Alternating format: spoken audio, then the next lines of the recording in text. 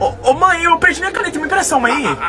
Vem aqui buscar, João. Quantas vezes eu tenho que te falar que aqui eu não sou sua mãe, eu sou sua professora? Ai, é verdade, desculpa. Toma, João, a caneta, depois você traz pra mim, viu? Obrigado, professora.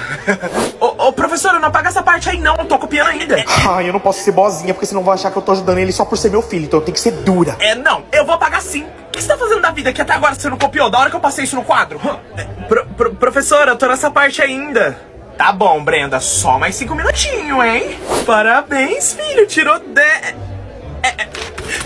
Parabéns, João, tirou 10. Continua assim, viu? Muito legal. Obrigado, professora.